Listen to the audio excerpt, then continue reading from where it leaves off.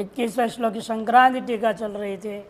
मनुष्य अहम ब्राह्मणो गृही यतिर मूढ़ा पंडिता शिष्टो भ्रष्टा कर्ता भोक्ता सुखी दुखी इति च मम इदमिति च स्वयं प्रकृत्यात्मको भूत्वा। ये जो आदमी जीवात्मा है ये अपने आप को क्या मान रहा है? मैं मनुष्य हूँ, पहले स्वीकार कर लिया।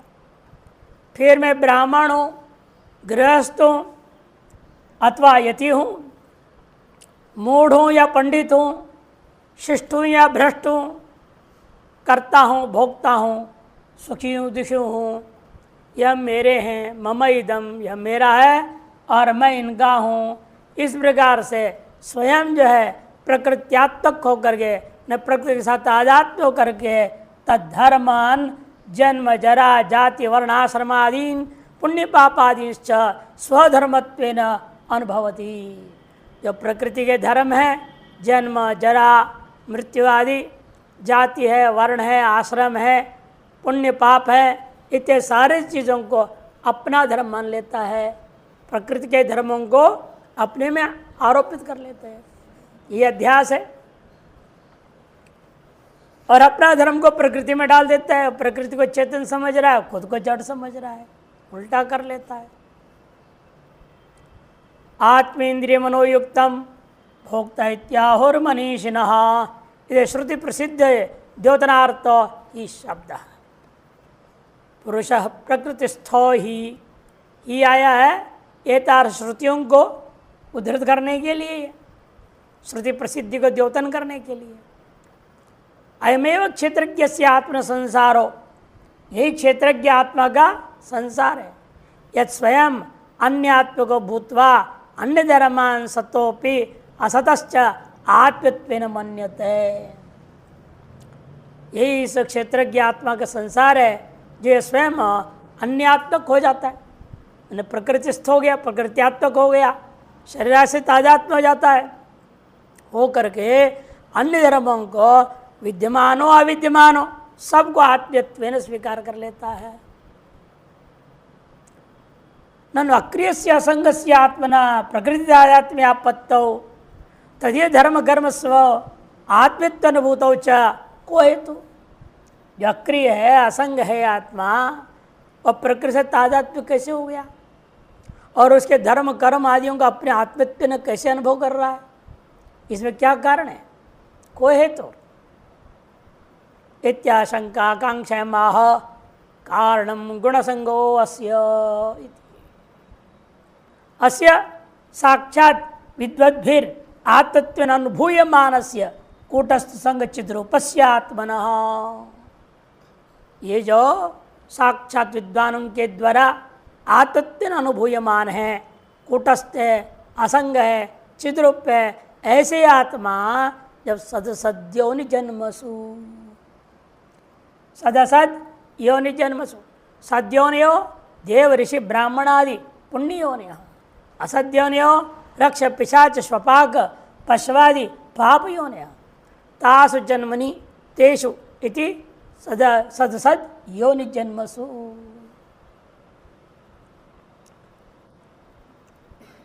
इस प्रकार से सदसद योनियों में जो जन्म हो रहा है, उस जन्म के प्रति कारण कौन है? गुणसंगोस्य कारण, ये कहना है। अहम मम इत्यादि संसार से कारणम गुणसंग, पूर्वोक्त अहम मम इत्यादि जो संसार इस पुरुष में आत्मा में, उसका कारण कौन है? गुणसंग। गुणसंग मने गुणेषु दृष्टादृष्टेषु भोग्येषु सच्यते पुमान सक्तो भवति अन्यनैति संगः मने कामः। दृष्टादृष्ट भोग्य पदार्थों में सक्त हो जाना, आसक्त हो जाना, जिसके द्वारा आसक्त हो रहा है उसको भी वही शब्द से कह दिया, संग शब्द से कह दिया। किसके द्वारा आसक्त हो रहा था? कामनाओं के कारण से। कामः काम खलु पुरुषस्य बंध सत्याम अविद्यायाम पुमान कामे नैव उच्चावचानि कर्माणि करोति। काम खलु पुरुषस्य बंधा, ये कामना ही इस पुरुष के प्रति बंधन का कारण है। क्योंकि सत्यामी अविद्यायाम, अविद्या के रहते हुए पुमान कामे नैव उच्चावचन कर्माणि करते, कामना के अधीन होकर के उत्कृष्ट निकृष्ट आदि विभिन्न प्रकार के कर्मों को करता है। तत्फलंच सुख दुखात्मकम नाना जन्म भी प्राप्त होती, और उन कर्मों का फलस्वरूप सुख दुखात्मक फल नाना जन्मों में प्राप्त करता है। तथा च श्रुति, इस विषय श्रुति है कि स यथा काम भवति इति, कामान्य कामेते मन्यमानः इति च, कामनाओं को जो मानते हुए, विषयों को मानते हुए जो कामनाओं को करता है, यह कामान मन्यमानः कामयते, यत एवं जिसलिए ऐसा है, तथा स्व अविद्यैक मूलक काम एवं पुरुषस्य नाना योनिषु जन्म जरा मरणादि दुख अनुभूति कारणमिति सिद्धम। इसलिए निष्कर्ष निकला अपनी अविद्या ही एकमात्र मूल कारण है, जिसका ऐसी जो यह कामना है यही पुरुष के नाना योनियों में जन्म मरण आदि दुखानुभूति का कारण है। ये बात सिद्ध हुआ। यद्वा अत यूँ भी कह सकते, गुणसंगः सज्जते बध्यते अनेनैति संग, जिसके द्वारा हम बंधते हैं उसका नाम संग है। गुणेषु देहेन्द्रियेषु अहमिति अहंत्वभिनिवेश लक्षण, शब्दादिषु इदं भोग्यमिति संभोग्य अभिनिवेश रूप अपि अध्यास संबंध संग। वह क्या है? वो जिसके द्वारा हम बंध रहे हैं यही अहम भावी है और कुछ नहीं है। गुणों देहेन्द्रिय आदियों में अहम इत्याकर का अभिनिवेश है, और शब्दादि विषय में ये भोग्य है, सम्यक पर भोग्यत्व का अभिनिवेश बना हुआ है। ये अध्यासिक संबंध है, इसका नाम संग है। एतमेव अविद्या माहु पंडिता, इसी को पंडितों ने अविद्या कहा। अविद्या क्षेत्रम उत्तरेशम, सूत्र योग सूत्र। अविद्या एक खेती है आगे के चार चीज़ों के लिए। आगे चार क्या था? अस्मिता राग द्वेषाने अभिनिवेश, अस्मिता राग द्वेष अभिनिवेश, इन चारों का खेती अविद्या है। अविद्या है तो सारे आ जाएंगे, नहीं है तो कुछ नहीं होगा। अविद्यावत एवं पुरुष से काम कर्म अपि सदसद्यों जन्मादि दुख कारणम। इसलिए अविद्यावान पुरुष में ही देखा गया, पुरुष के अंदर विद्यमान जो कामना है और तद निरूपित जो कर्म करता है वही ससद योनियों में जन्मादि दुख का कारण है। तन निवृत्ति कारणम आत्म यथार्थ विज्ञानम में वह उसका निवृत्ति का कारण कौन है? आत्मा का यथार्थ स्वरूप का अनुभूति। तच्च, और यह है वो आत्मा का यथार्थ स्वरूप जिसका अनुभव करना है हमने। न सत्तन्ना सदुच्यते इति आत्मना प्रकृति तद विकार तद धर्म तत्कर्म संबंध ले शून्यत्व सिद्ध है। इस आत्मा में प्रकृति, उसके विकार, उसके धर्म, उसके कर्म आदि के संबंध को लेश मात्र भी न रह जाए, लेश शून्यत्व सिद्धि के लिए अतन निषेध द्वारा सद्भाव सिद्ध ये च, और अतन निषेध के द्वारा सद्भाव की सिद्धि के लिए कहा गया ज्ञानिज्ञेयम ज्ञानगम्यति स्वरूप निरूपण द्वारा च सम्यक प्रतिपादितम। स्वरूप निरूपण के द्वारा सम्यक प्रतिपादन कर दिया गया है। या बीच में जो विश्राम दिए विश्राम नहीं होना चाहिए। शून्यत्व सिद्ध ये अवग्रह चिन्ह, अतन निषेध द्वारा सद्भाव सिद्ध ये च, वहाँ च होना चाहिए विश्राम के। संबंध के लेश मात्र अभाव की सिद्धि के लिए, अतन निषेध द्वारा सद्भाव की सिद्धि के लिए भगवान ने पूर्ण तत्पदार्थ का वास्तविक स्वरूप आत्मस्वरूप को वर्णन किया। टिप्पणी यन्निमित्तिकं पुरुष संसारित्वं भोक्तृत्वंच उक्तम तन्निमित्तम विशदयति। जिस निमित्त को लेकर पुरुष में संसारित्व और भोक्तृत्व आता है वही निमित्त को जो है स्पष्ट करते हुए ये आगे कहा है पुरुषः प्रकृतिस्थो ही उक्तंच श्रुतिषु। यह बात श्रुति में कहा ही है। तद ये रमणीय चरणा अभ्यासो यत्ते रमणीयाम योनिम आपद्येरन, आपत्यंते या आपद्येरन ऐसा कुछ है। वह यह वे ये जो लोग हैं तद ये रमणीय चरणा जिनके पुण्य मात्र अवशेष रह गया है वे लोग शीघ्र ही, अभ्यास हमने शीघ्र ही वे लोग वह रमणीय योनि श्रेष्ठ पुण्य योनियों में ही जन्म सद योनियों में जन्म लेंगे। थोड़ा कुछ बीच में और बात है और आगे कहा अत यह कपूय चरणा अभ्यास कपूयाम योमिन आपदेरन है ना, शुकर योनिम वा चांडाल योनिम वा इत्यादि, वहाँ पर भी देव योनिम वा इत्यादि आया बीच में।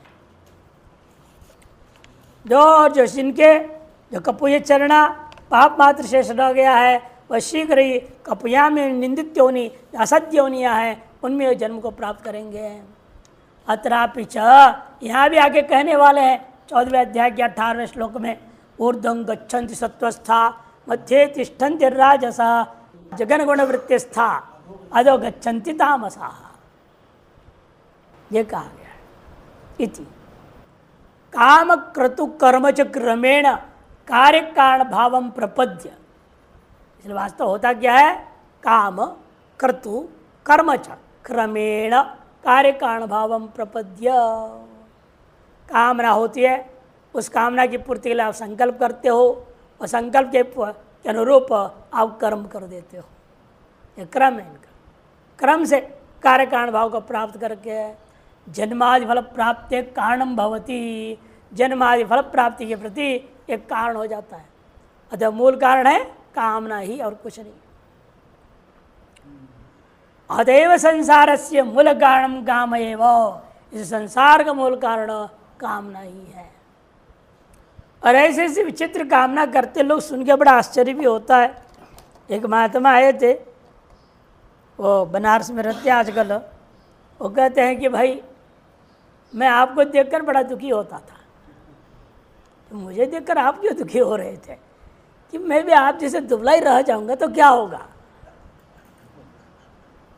इसे मैंने बहुत कोशिश किया तब आज थोड़ा मोटा हो गया। तो क्या कामना है ये, उन्हें कितने साल लगा दिए इतने मोटे होने के लिए। कम 6 साल लग गया। 6 साल पहले जब आया था मेरे मन में आया मैं भी इनके जैसे बुढ़ापे तक पतला ही रहूँगा तो क्या होगा, मोटा होना चाहिए। लोग भी कहना चाहिए ना, हाँ महात्मा है, मोटे तगड़े को महात्मा मानते हैं। मैंने कहा हद हो गया। अब मोटे होके आ गए और ये भी बात कहते हैं, लेकिन परेशानी है मोटा होने में, अरे उठने बैठने में, लघुशंका शौच में, हर चीज़ में परेशानी होती है।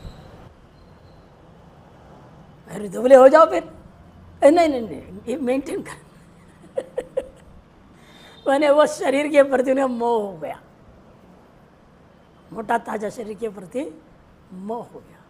उसको दुबला भी होने नहीं देना है, उसके सारे परेशानी भी झेलना है। बताओ कैसे महात्मा है। ऐसे लोगों को देख के हमें बड़ा सुंदर शिक्षा भी मिलती है, सीखने को मिलता है। फिर हमने भी उनके सामने ही कह दिया, हम इसलिए भगवान से प्रार्थना करते हैं हमें ऐसे दुबला पतला हमेशा के लिए बनाए रख दो। 50 किलो से वजन कभी ऊपर बढ़ने नहीं दिया, और 45 से नीचे एक बार उतर गया तो 39 तक चला गया था। तो डॉक्टर ने कहा कि नहीं उचित नहीं है, आप थोड़ा बढ़ा लो, तो 45 तक आने दिया। 45 से 50 के बीच में चलता है। आप लोग देख रहे हैं, कितने साल हो गए देखते हुए? 4 साल हो गए, 3-4 साल। ये भी एक भगवान की कृपा है समझो, तो बना रही है। इसलिए बड़ा मुश्किल काम होता है। संसार का मूल कारण ये कामना है, चाहे मोटे होने की कामना हो या महंत होने की कामना हो, कोई भी कामना हो, यही पुनर्जन्म का कारण है। उक्तंच अध्यास भाष्य, इस अध्यास भाष्य में ये बात स्पष्ट कहा गया, पश्वादिभिश्च विशेषात्, पश्वादिभिश्च अविशेषात् इति ब्रह्मसूत्र अध्यास भाष्य में। इसलिए कुत्ते को जब पीटा उसकी हड्डी टूटी तो राम जी के दरबार में पहुंचा, बोलते हैं ना, कहानी सुनाते हैं लोग, झूठी कहानी लेकिन शिक्षा के लिए है। उसे पूछा राम जी ने, भाई बताओ जो तुम्हें पीट उसको क्या दंड दिया जाए? तो इसको महंत बना दीजिए, बोला। इसको महंत बना देना, ये सही हो जाएगा। चारों तरफ से धक्का खाएगा ना, धोखा भी खाएगा तो अकल सुधरेगा। इसलिए बड़े विचित्र कामनाएं होती है। तत्र संगस्य बंधकत्वम न तो सन्निधि मात्रम बंधकमिति ज्ञापितम भवति। इसे यहाँ स्पष्ट बात भगवान कह दिए हैं, संग ही बंधन का कारण है, सन्निधि मात्र बंधन होता है जो सांख्य मत है, उसका खंडन हो गया। संग सत्यव काम हो जाए थे, संग के होने पर काम न होता है। असंग निष्ठा चेत कामादिर न जायते, और असंग में निष्ठा बन जाए काम आदि उत्पन्न होते ही नहीं। अथ मुच्यते द्विजयम, निश्चित व्यक्ति मुक्त हो जाएगा। भाष्यकार अवतरणिका में अगले श्लोक के लिए कह रहे हैं, तस्यैव पुनः साक्षात निर्देश क्रियते, इसी का पुनः साक्षात निर्देश देते हुए कह रहे हैं, पुनरपि तदेव परम तत्व मुमुक्षून् सम्यक गतिगमयितुम आत्मन प्रकृति तत्कार्य संबंध राहित्यम तद्रहितत्वेन शुद्धस्य चिदेक रसस्य ब्रह्म अभिन्नत्वञ्च बोधयति।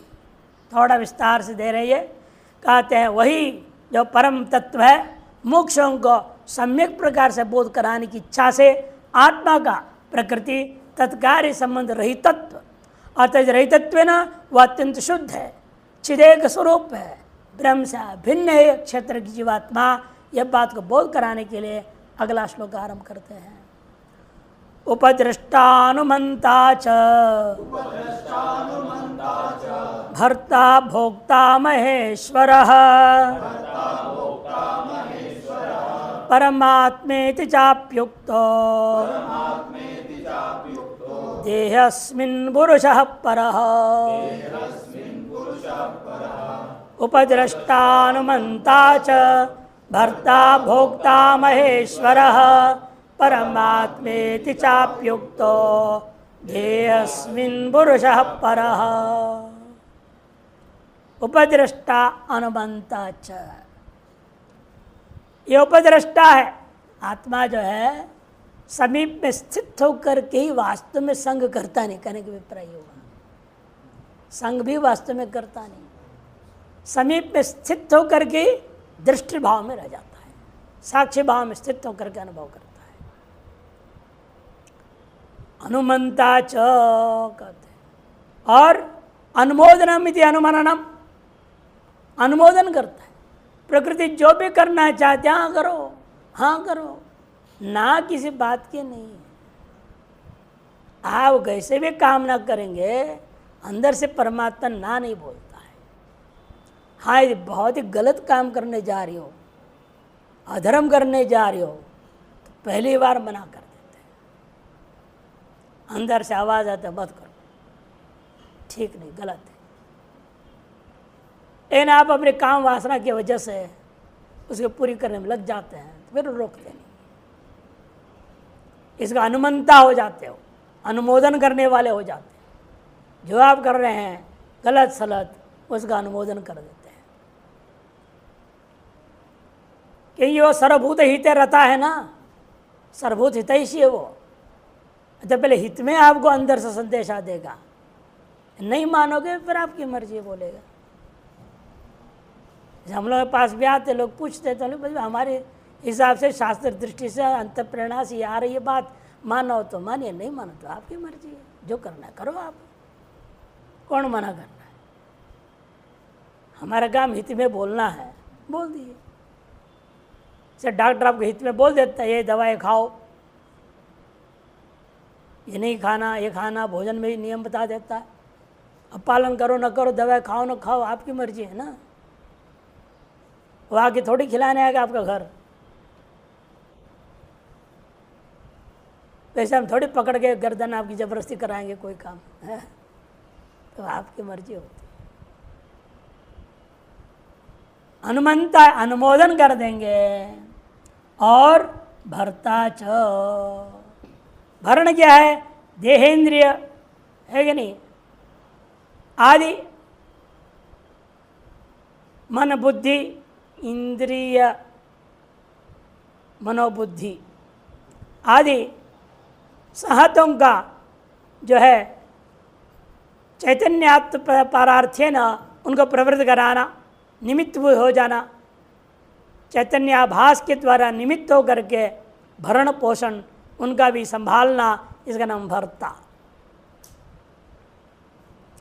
और भोक्ता, भोक्ता कौन है? पूर्व में वर्णन आ चुका है। आत्मेन्द्रिय मनोयुक्तम भोक्ता इत्याहुर मनीषिणः, ये कह चुके हैं कठोपनिषद मंत्र।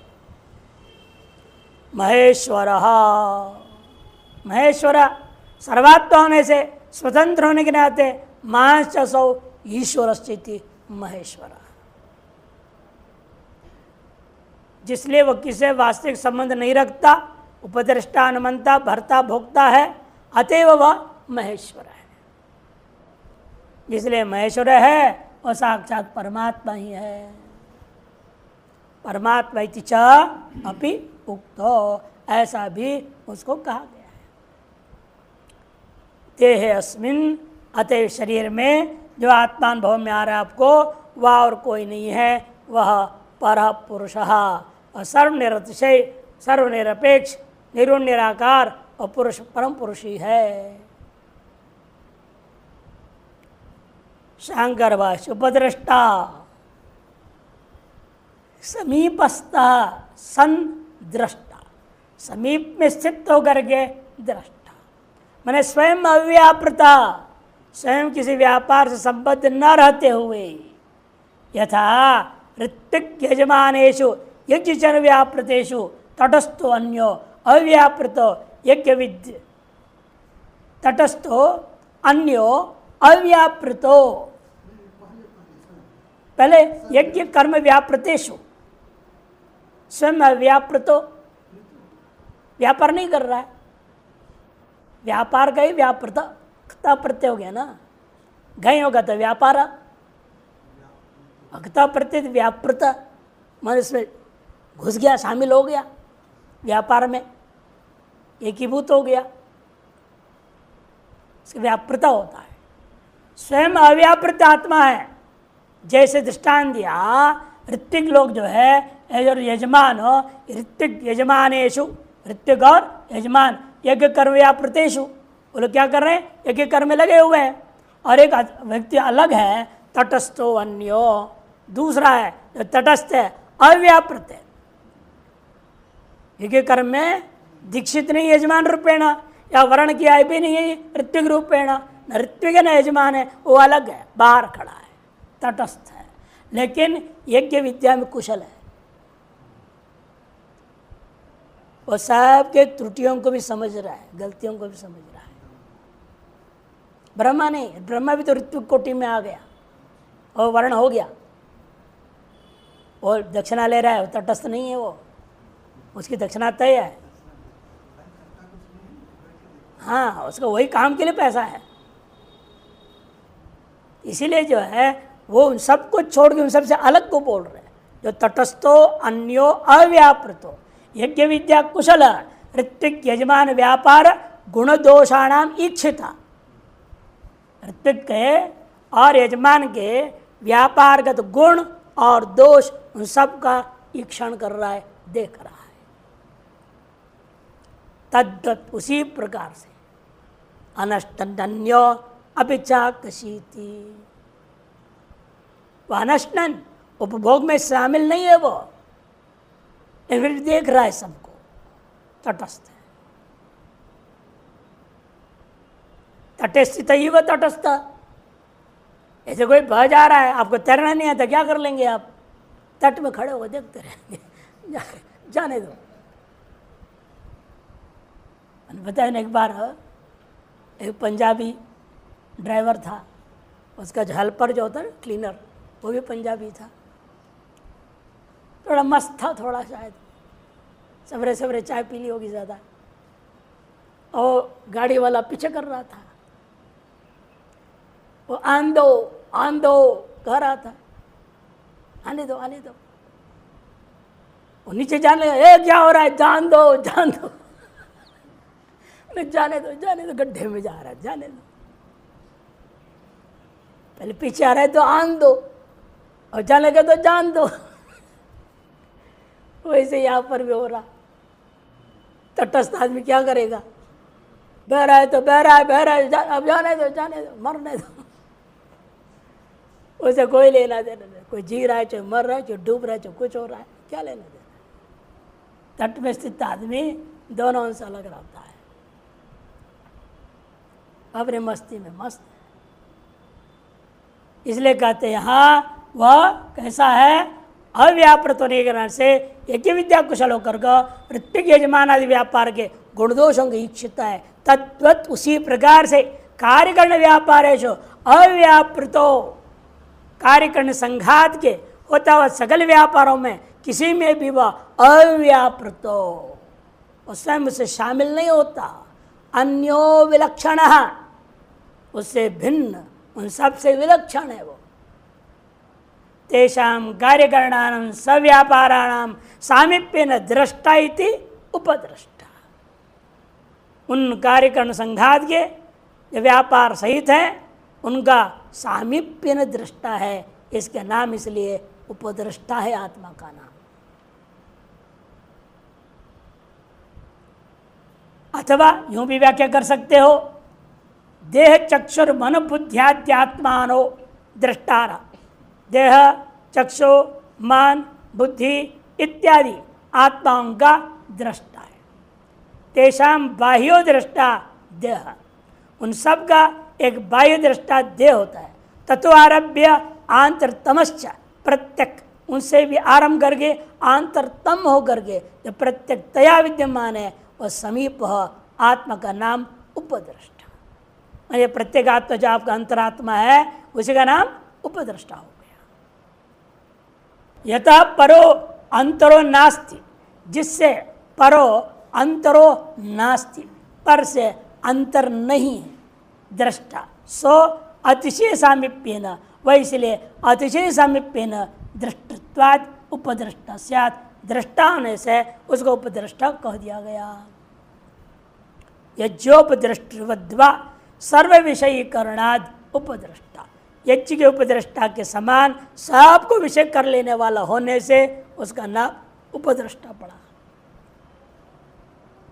तीन व्याख्या इस तरह से होगी उपदृष्टा का। अब अनुमंता च अनुमोदनम इति अनुमननाम कुर्वत्सु तत्क्रियासु परितोष, तत्कर्ता अनुमंता कहा जाता है। अनुमोदन करता है माने अनुमनन करता है का मतलब कुर्वत्सु तत्क्रियासु, जो दूसरा क्रियाएं कर रहा है उसको देखते हुए परितोष, संतुष्ट है। तत्कर्ता अनुमंता च, उसे कर्ता का उस क्रियाओं का अनुमनन करने वाला है, अनुमोदन करने वाला है, इसलिए उसका नाम अनुमंता है। अथवा दूसरी व्याख्या, अनुमंता कार्यकरण प्रवृत्तिषु स्वयं अप्रवृत्तोपि प्रवृत्त इव तदनुकूलो विभाव्यते तेन अनुमंता, कार्यकरण की प्रवृत्तियों में स्वयं अप्रवृत्त होने पर भी उसके अनुकूल हो जाता है, तद अनुकूलो विभाव्यते है, इसे उसका नाम अनुमंता हो गया। यही सब बातों को बताने के लिए भगवान की रास लीला है, जो जैसा है उसके अनुकूल हो जाते हैं। गोपी एक मोटी थी, भगवान कृष्ण मोटे हो गए, कोई पतली थी तो ये पतले हो गए, वो ठिंगड़ी थी तो ठिंगड़ी हो गए, लंबी थी तो लंबे हो गए, और लाल साड़ी पहनती फिर लाल कपड़ा पहन लिए, उसके अनुकूल सब हो जाते हैं। अपना अलग कोई विशेष है ही नहीं। हर वृत्ति के साथ चैतन्य तादाद और वृत्त्याकार को प्राप्त कर जाता है। इस दूसरे शब्दों में क्या दिया था, वेदांत परिभाषा में सुंदर दृष्टांत दिया। तालाब का पानी आपने नाली बनाई, क्यारी में छोड़ा और पानी क्या हो जाता है, पहले तालाब आकार था, अब नाली आकार को प्राप्त किया, अंत में खेत आकार को प्राप्त कर लिया। अर्थात पानी का अपना कोई आकार है ही नहीं। जिसके साथ तादात्म्य होता है तदाकार को ही प्राप्त कर देता है, यही इसका अनुमोदन करना हुआ।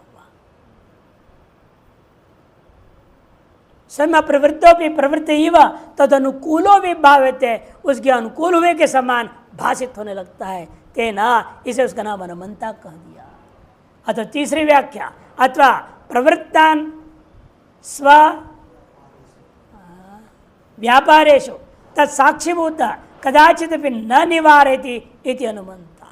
प्रवृत्तान स्वव्यापारेषु, अपने अपने व्यापार में प्रवृत्त इन इंद्रियादि इन सभियों को उनका साक्षीभूत होकर रहता है, कदाचित अपि उनको निवारण भी नहीं करता, इसका नाम अनुबंधता है।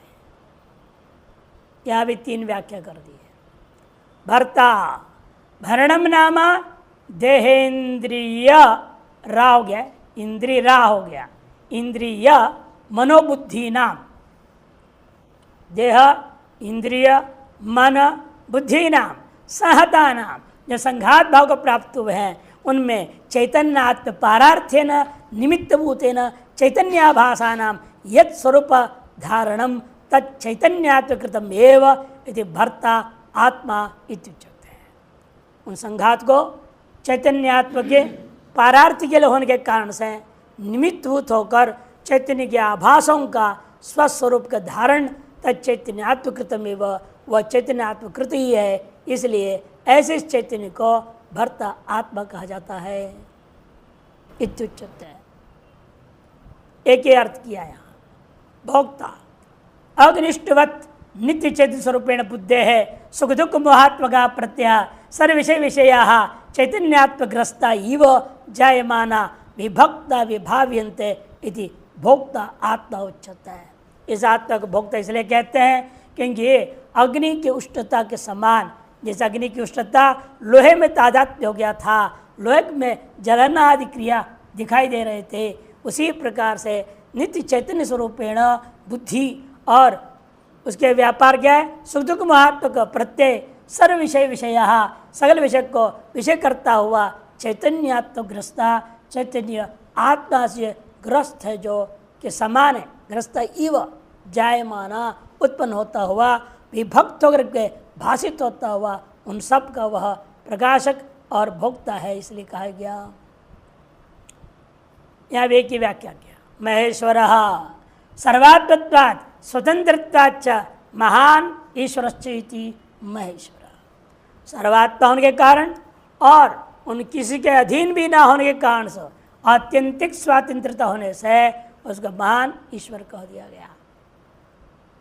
परमात्मा देहादीनां बुद्ध्यन्तानां प्रत्यगात्मत्वेन कल्पितानां अविद्यया परम उपदृष्टत्वादि दृष्टित्वादि त्रीणीय निचरी मात्रा आदि लक्षण आत्मा इति परमात्मा देहादि बुद्ध्यंत्र इन सभी का प्रत्येक रूपेण प्रकाशक होकर के कल्पितों का अविद्या के द्वारा, जो अविद्या कल्पिता नाम प्रत्यगात्मत्वेन, जो अविद्या कल्पित उन बुद्ध्यंत सकल पदार्थों को प्रत्यगात्म रूपेण परम उपदृष्टित्वादि लक्षण, उपदृष्टित्वादि लक्षण वाला वह जो आत्मा है उसको इसीलिए परमात्मा कह दिया।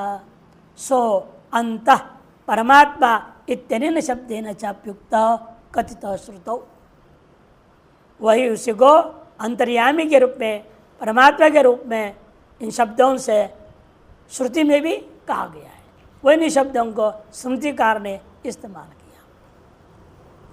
क्वासौ कहाँ रहते ऐसे आत्मा परमात्मा, अस्मिन् देहे पुरुषः परो अव्यक्तात्, इस देह में रहता है वह पुरुष, देह में रह गया तो बंध गया, परिचिन हो जाएगा।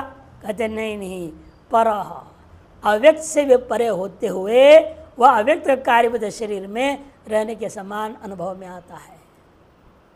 यदि आकाश में पैदा हुआ घड़े में और घट में आकाश परिच्छिन्न सा भाषित हो जाता है, और व्यवहार में करते घटाकाश हो गया, व्यवहार हो जाता है। उसी प्रकार यहाँ पर भी है, समझो। उत्तम पुरुषस्त्वन्य परमात्मत्वार्थः 15वें अध्याय में कहने वाले इति यो वक्षमाण क्षेत्रज्ञ चापि मां विद्धि इति उपन्यस्तो, और जो पूर्व में भी क्षेत्रज्ञ चापि मां विद्धि करके यहाँ इसी 13वें अध्याय के आरंभ में कहा हुआ है, उपन्यस्तो व्याख्याय उपसंहृतः, एक तरह से व्याख्यान कर दिया गया और आगे 15वें अध्याय में इसका उपसंहार हो जाएगा। संक्रांति टीका उपदृष्टेति अस्मिन् देहे कार्यगण संघात लक्षणे यस्मत् पद प्रत्यार्थ पुरुष आत्मा सदेन्द्रियादिभ्य परो भिन्न एव भवति। देह अस्मिन पुरुष पर को पहला लिया, इनके अन्वय करने की प्रक्रिया है। इनकी व्याख्या हमेशा अन्वय पूर्वक ही होता है संक्रांति का, और वह यथापाठ शब्दों को उठा करके भाष्यकार व्याख्या करते हैं। और यहाँ क्रम से देखो, इसलिए पहले अंतिम पाद को ले लिया, अस्मिन देहे कार्य संघात लक्षणे यस्मत् पद प्रत्यार्थ। जो अस्मत् पद का प्रत्यय, पद का और प्रत्यय का विषयभूत पदार्थ है वही पुरुष, वो आत्मा है। स देहेन्द्रियादिभ्यो परः भिन्न भवति। देहेन्द्रिया से परे है क्योंकि अव्यक्त से परे है, कारण से जब परे है तो कार्य से भी परे है वो। तत्कुतो, ऐसा कैसे हो गया वो? यस्मात्, जिसलिए वह उपद्रष्टा है। सर्वस्य दृष्टा चिदाभासः तंच तद व्यापारंच साक्षित्वेन उपरि पश्यतीति उपद्रष्टा। अलग ही व्याख्या कर रहे हैं। जिसलिए वह उपद्रष्टा है, उपद्रष्टा का मतलब सर्वस्य दृष्टा, सभी का दृष्टा है। सभी का मतलब कैसे दृष्टा हो गया? चिदाभास, वही चिदाभास है, वही सभी का दृष्टा है। तंच तद व्यापारंच साक्षित्वेन, इस चिदाभास को भी और उसके व्यापार को भी साक्षित्वेन, साक्षी हो करके ऊपर स्थित पश्यते, उनसे अलग हो करके, उनसे ऊपर पृथक हो करके, स्थित हो करके उनको देखता है। केवल देखता है, करता कुछ नहीं है, उसी का नाम उपद्रष्टा है। देखता है, टकटका के देखते रहता है। इसलिए कहा अनष्टन्यो अभिचाकशीति, वो देखते रहता है। यह अभ्यास करना पड़ता है। सब चीज़ें अपने आप के, अपने शरीर को देखने वाला पहले बनो। इसलिए आपने योग निद्रा सुना होगा, गुरु जी को से क्या बोलते हैं? आपका शरीर योग निद्रा करते हुए लेटा पड़ा है, पंडाल के बीच में लेटा पड़ा। आप उसे अलग हो, देखो किनारे में खड़े होकर के अपने शरीर को देख रहे हो। आपको उसे अलग करने के प्रयास करते हैं और आपको खड़ा कर देते पंडाल के किनारे, वहाँ से आप देख रहे हैं वो लेटा पड़ा है शरीर। ऐसे निर्देश दिए हैं ना। यह अभ्यास कराने की तरीका है। आपको अपने शरीर से अलग करना, इंद्रियों से अलग करना है। प्रत्याहार क्या एक प्रक्रिया है। यह अभ्यास हो जाएगा, आदमी को आसान हो जाता है फिर आगे सभी से अलग होकर के देखने का। जिससे तादात्म्य हो गया उससे अलग हो गए, और जिनसे वास्तव में तादात्म्य है ही नहीं उसे आत्यंतिक पृथक तो सिद्ध हो जाता है। इसे पुरुषात् अस्मत् प्रत्यार्थ पुरुषात्मा देहेन्द्रियादिभ्यो परः भिन्न भवति। क्यों? क्योंकि वह उपद्रष्टा, सभी का दृष्टा है, चिदाभास है, और उसको और उसके व्यापार को भी साक्षित्वेन उपरि पश्यति उपद्रष्टा भवति। यद्वा से दूसरा पक्ष उठाएंगे।